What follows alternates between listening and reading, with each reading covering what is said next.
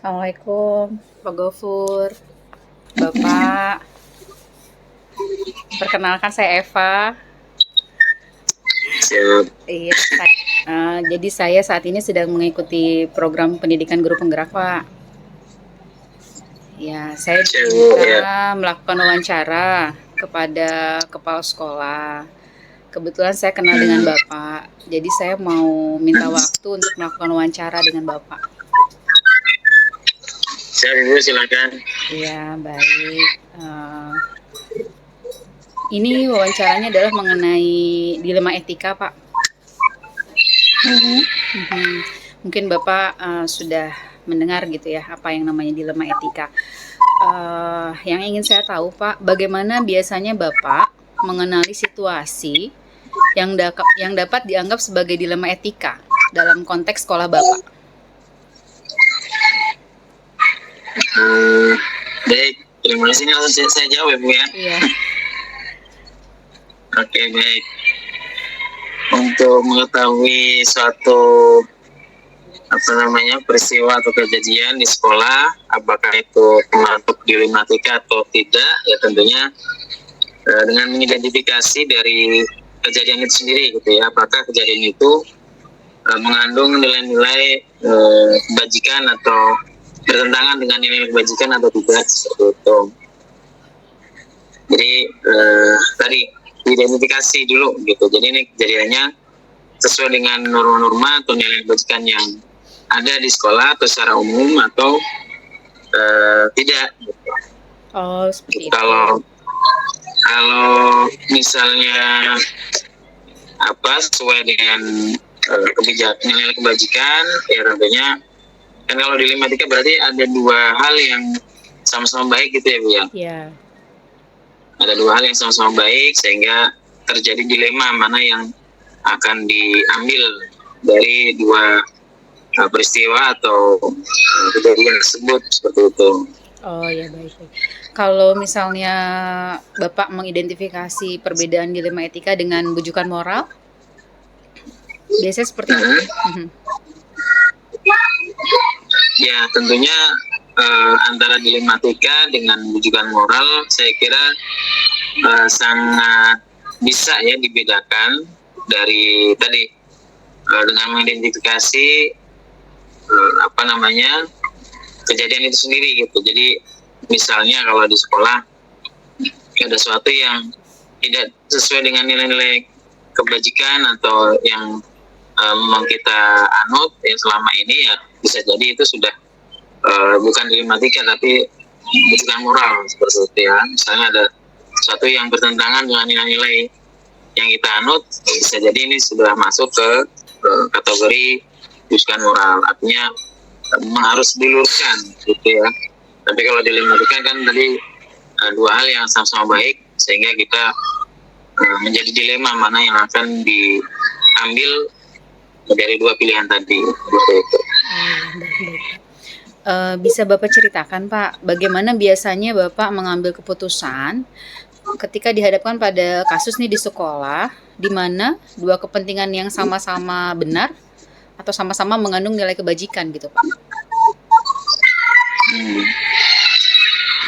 Untuk pengambilan keputusan ya tentunya kita melihat yang pertama skala prioritas ya dari dua hal tersebut, mana kira-kira yang lebih mengandung nilai manfaat yang tentunya dua-duanya baik gitu ya, tapi coba kita kembali lagi ditimbang gitu dari dua hal tersebut mana yang lebih memiliki skala prioritas yang nantinya bisa diberlakukan untuk semuanya dan semuanya akan merasakan dampak positifnya, seperti itu. Jadi kemudian ya tentunya dari dua hal atau misalnya kita menemukan apa yang tadi disebut dilematika, ya tentunya kita akan bersama-sama dengan melibatkan dengan beberapa pihak yang terkait gitu ya. Jadi tidak serta-merta mungkin dari pimpinan yang langsung menentukan, tapi ada istilahnya kita coba diskusikan ya dengan sesama atau pihak-pihak terkait tadi, seperti itu. Kemudian yang lain juga setelah misalnya kita ambil suatu keputusannya, nanti akan dievaluasi kembali atau di review gitu, atau ditinjau kembali gitu, ditinjau ulang apakah memang sudah tepat keputusan yang kita ambil seperti itu. Jadi prosedur Bapak dalam mengambil keputusan ini tadi menilai dari berdasarkan skala prioritas gitu ya Pak ya, melibatkan beberapa pihak, kemudian dievaluasi kembali gitu ya Pak ya. Adakah prosedur tambahan Pak, prosedur khusus tambahan selain yang tadi telah Bapak sebutkan?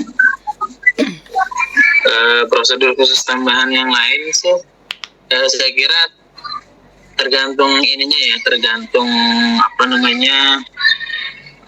kejadian atau peristiwa yang akan kita ambil satu keputusannya gitu Bu. Jadi kalau yang biasa sudah sering terulang kejadian-kejadiannya itu artinya kita sudah otomatis penanganan atau prosedurnya akan sama gitu, akan terulang gitu. Jadi misalnya paling tadi ya diskusi dengan beberapa pihak terkait, kemudian dimusyawarahkan, kemudian coba kita analisis dari skala prioritas, baru diambil keputusan. Setelah itu ditinjau kembali kira-kira memang sudah tepat atau belum gitu. Oh gitu ya. Gitu sih. Iya. Kalau peristiwa atau kejadiannya mungkin yang satu hal yang baru, nah mungkin ini yang perlu harus lebih kita lebih gitu ya, maksudnya mungkin ada prosedur lain tapi ya saya belum tahu gitu, maksudnya apakah seperti yang tadi sudah yang biasa kita lakukan atau seperti apa. Ya.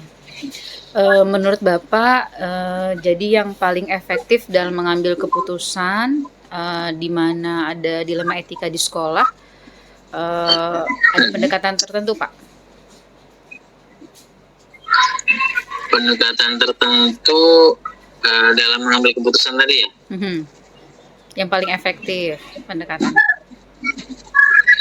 Yang paling efektif ya tentunya dengan langsung ini ya Bu, dengan langsung mengeksekusi ya, maksudnya tadi kalau misalnya kejadiannya sudah terulang ya tentunya akan lebih mudah gitu bagi kita untuk segera mengambil keputusannya gitu. Kalau misalnya ada kejadian atau peristiwa yang sering terulang gitu ya, seperti itu mungkin. Jadi belajar dari pengalaman gitu ya Pak ya? Ya bisa juga belajar dari pengalaman. Iya, baik. Ya. Apakah ada alat bantu Pak yang Bapak gunakan biasanya? Alat bantu ya kalau seperti instrumen yang secara prosedural itu mungkin belum biasa menggunakan seperti itu.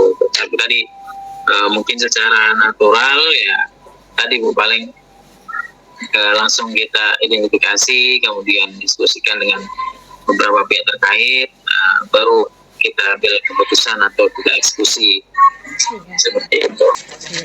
Pak, dalam memutuskan dilema etika Pak, apakah Bapak menghadapi tantangan tertentu? Jika iya, bagaimana cara Bapak mengambil keputusannya? Mengatasi tantangan tersebut maksud saya. Tantangannya ya tentunya kalau bicara tantangan itu mungkin ada ini ya dari beberapa faktor ya atau sumber gitu ya, maksudnya apakah itu dari internal kita sendiri atau dari eksternal gitu ya. Misalnya dari internal ya tentunya tantangan itu berasal dari dalam kita gitu, maksudnya di sekolah, apakah itu dari guru sendiri, apakah itu dari pihak-pihak terkait tadi, misalnya di siswa gitu ya. Kalau dari luar ya tentunya mungkin di luar orang tua, masyarakat sekitar, seperti itu mungkin tantangan yang ada. Lalu mungkin bagaimana Pak cara mengatasinya? Iya, cara mengatasinya tentunya dengan mendiskusikan secara lebih intens saja sih Bu. Diskusi secara lebih intens, secara musyawarah bersama, itu aja sih. Iya, gitu. baik. Jadi kalau misalnya contohnya itu mungkin kalau lebih ke contoh lebih gampang ngebayanginnya ya. Kalau Iya, iya. kalau nggak ada contoh mungkin nanti seperti apa gitu gambarannya. Boleh Bapak kalau mau memberikan contoh tidak apa? Iya, jadi kalau misalnya contoh kejadian dilematika itu kan yang berkaitan dengan kenakalan siswa ya, atau siswa yang melanggar peraturan sekolah gitu ya. Misalnya kayak kemarin di tahun ajaran lalu itu ada anak kelas 6 yang sebenarnya dia sudah bahwa kenakalannya itu sudah di luar batas normal gitu kan. Nah, mestinya kan dari pihak sekolah bisa tuh memberikan sanksi atau konsekuensi si anak ini harus dikeluarkan dari sekolah gitu ya. Nah, tapi karena dia posisi kelas 6, ya kan jadi dilema gitu ya. Ini anak udah kelas 6, di satu sisi dia harus menyelesaikan, sebentar lagi udah mau selesai, tapi di sisi yang lain ya sekolah mestinya atau seyogyanya bisa memberikan sanksi, yaitu dia dikembalikan lagi ke orang tua gitu ya. Nah, tapi kan kemudian kita ambil keputusan tidak gitu, cuman sampai pada pemanggilan orang tua, kemudian disampaikan permasalahannya seperti ini. Nah, tapi akhirnya keputusannya si anak tersebut tidak dirumahkan atau tidak dikembalikan lagi ke orang tuanya. Itu kan tadi mungkin bisa saya simpulkan, keputusan ini adalah keputusan dilematika tadi ya. Harusnya sekolah bisa mengeluarkan atau mengembalikan ke orang tua, tapi diambil tindakan tetap melanjutkan di sekolah ya, karena sudah kelas 6. Boleh tahu Pak, apakah Bapak punya jadwal tertentu dalam menyelesaikan kasus dilema etika? Untuk jadwal tertentu, ya kalau jadwal tertentu sih tidak ada ya, jadwal khusus itu tidak ada. Tadi mungkin kita menyesuaikan dengan kondisi atau kejadian yang ada seperti itu. Adakah Pak seseorang atau faktor-faktor yang biasanya membantu atau mempermudah Bapak dalam proses pengambilan keputusan dalam kasus dilema etika di sekolah? Ya, tentunya ada beberapa pihak-pihak yang biasa saya minta bantuan atau masukan-masukan. Ya tentunya kalau di sekolah swasta kan ada beberapa orang yang ditunjuk ya, seperti kalau ada kepala sekolah berarti ada pembantu kepala sekolah atau wakil, baik itu wakil siswaan, kemudian wakil kurikulum, bisa juga ada wakil atau koordinator satgas, kemudian dinaikkan atau disampaikan ke atas ke yayasan ya, di level jajaran yayasan yang untuk nantinya coba seperti apa masukannya untuk kemudian nanti bisa menjadi satu keputusan. Seperti itu. Oh seperti itu, iya ya. Berarti Bapak melibatkan jajaran wakil Bapak gitu ya. Nah ini biasanya hanya pada saat langsung gitu, segera hanya pada saat ada kasus dilema etika, berarti gitu ya Pak ya, tidak ada jadwal rutin gitu ya? Khusus, ya betul. Baik. Nah dari pengalaman Bapak nih menghadapi kasus dilema etika, apa pembelajaran utama yang telah Bapak dapatkan gitu kan? Kemudian bagaimana pengalaman ini mempengaruhi pendekatan Bapak dalam mengambil keputusan di masa depan? Oke, tadi pembelajaran ya? Pembelajaran dulu.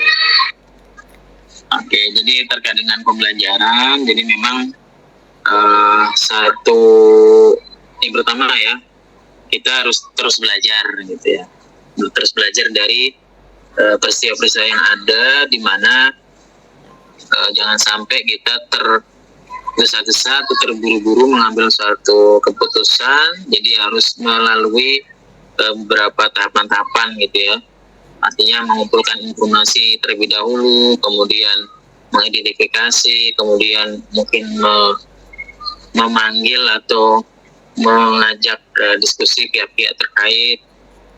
Nah, baru tadi dilihat dari skala prioritasnya mana yang lebih mengandung banyak dampak positif gitu. Baru setelah itu diambil keputusannya gitu ya. Jadi yang pertama harus terus belajar gitu kok, pembelajaran yang bisa diambil.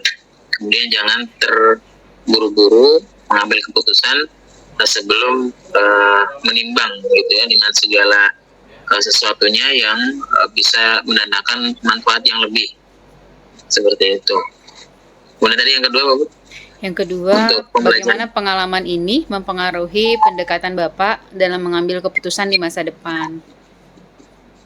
Ya, tentunya ketika sudah sering menerapkan hal yang tadi saya sebutkan sebagai pembelajaran, tentunya akan lebih memudahkan kita ketika nanti menghadapi kejadian-kejadian atau untuk pengambilan keputusan di masa yang akan datang gitu ya. Tadi semakin kita banyak pembelajaran, ya tentunya semakin akan lebih mudah, lebih efektif dalam pengambilan keputusan. Seperti tadi kalau kejadian yang sudah berulang-ulang kan artinya oh ya sudah berarti langsung begini aja gitu ya, tanpa terlalu lama gitu. Tapi kalau yang memang betul-betul harus diolah terlebih dahulu ya, dikumpulkan informasi dan seterusnya tadi yang saya sampaikan, mungkin lebih banyak membutuhkan waktu gitu saja sih, Bu. Jadi untuk kedepannya ya tentunya dengan pengalaman yang lebih banyak kita dapatkan dari pembelajaran dan keputusan yang sudah biasa kita ambil, insya Allah akan memudahkan dalam pengambilan keputusannya di masa yang akan datang. Seperti itu. Iya, baik.